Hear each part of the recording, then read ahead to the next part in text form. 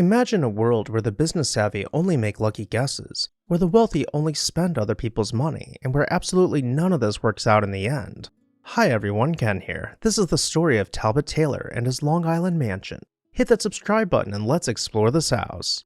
This video is brought to you in part by Victorian Society in America. More on them later. Talbot J. Taylor, a figure deeply intertwined with New York's Gilded Age society and Wall Street's high-stakes world, lived a life marked by expensive hobbies and public controversies. Born into an established Baltimore family in 1865, Taylor quickly made a name for himself in New York's financial circles, making a series of wild bets that paid out. By 1892, he had opened his own brokerage firm after catching the eye of the influential and incredibly wealthy speculator James Keene, who was so impressed by the young man that he gave his blessing to Taylor to marry his daughter Jessica, a mistake that would ultimately cost him the equivalent of hundreds of millions of dollars. The couple embarked on a lavish lifestyle epitomized by the creation of their sprawling estate, Talbot House, in Cedarhurst, Long Island. Designed by the prestigious architectural firm Lamb & Rich in 1895, the estate was a symbol of Taylor's rising fortune and status. Over the years, the house grew to a staggering size, boasting over 30 rooms, each one filled with exquisite art and antiques which Taylor had purchased after selling Keene's gifts of real estate in Massachusetts. The house itself became a character in their story, expanding as Taylor's ambitions and troubles grew. Before we head inside, a quick word about the sponsor of today's video, Victorian Society in America. Are you captivated by historic architecture? Want to explore, learn, and dive even deeper into the past? With the Victorian Society in America, you'll have the chance to travel to American cities and tour stunning 19th century buildings, pursue learning through internationally acclaimed summer programs in American cities and abroad, including Chicago, Newport, and London to name a few. Additionally, members will enjoy a free subscription to 19th Century, the semi-annual publication packed with articles on art, architecture, preservation awards, and book reviews. Visit the website below in the video description and become part of the Victorian Society in America today. Thank you, Victorian Society in America, for sponsoring today's video. Now back to our tour. Entering the home, we arrive in the hall, clad with rich wood paneling and set below an elaborate plaster ceiling. Next we find the drawing room, packed full of Louis XV antiques, a recurring theme throughout much of the house. Though there is also a contrast with this other main collection theme found in the dining room, that being Renaissance-era antiques.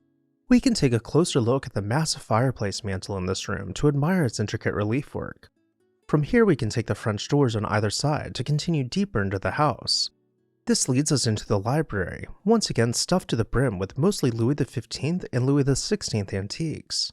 While I'd like us to continue our way towards the staircase in the back corner, we'll have to navigate around the furniture. Or maybe we can clear the library out for ease and go back to a time before his collection took over the house. Staying in these earlier years, let's cut back across the hall where we first entered. We can peek into the drawing room to see it staged with an appropriate amount of furniture, then hook off to the side to find the conservatory.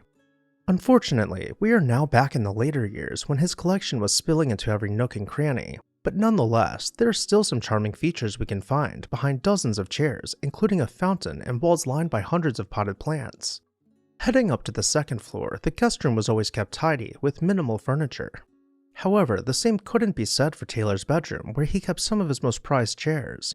His wife's adjoining bedroom was kept much the same, though she did have more space to walk around. His boudoir was once again stuffed to the brim, though with admittedly very nice pieces, whereas hers was much more usable with spillover from his Louis XV collection. Yet beneath the grandeur and thousands of chair cushions, the couple's life was far from comfortable.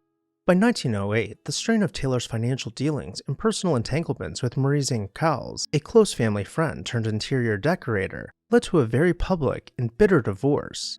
The court battle revealed much about Taylor's financial mismanagement as it came to light that Jessica's father, James Keene, had largely financed the couple's lifestyle, bailing Taylor out of substantial financial failures, including a failed speculation in the Southern Pacific Railroad in 1903.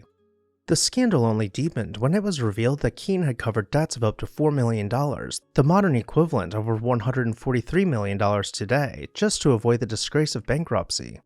The fallout from their divorce left Jessica with Talbot House, while Talbot's collection of art and antiques was auctioned off and much of his fortune dissipated.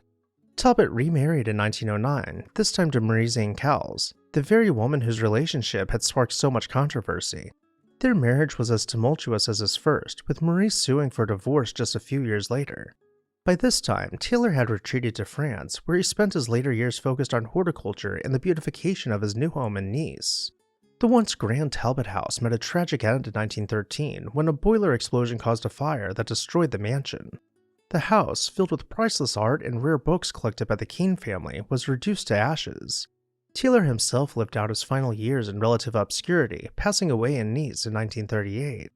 Talbot J. Taylor's life was a monument to the highs and lows of Gilded Age society, an era of immense wealth, ambition, and public spectacle where fortunes were made and lost in the blink of an eye, and where social faux pas were worth hundreds of millions of dollars to cover over. His story, though dramatic, is a vivid reminder of the fragility of even the most glittering lives. What did you think about Talbot House? Let me know down below in the comments section. I'd also like to say a huge thank you to our This House supporters whose names you can see on screen right now. If you are a member, make sure to check out the corresponding members-only community post to see a full catalog of Taylor's fine furniture as featured in his brag book. As always, thank you all for watching, and I'll see you next time on This House.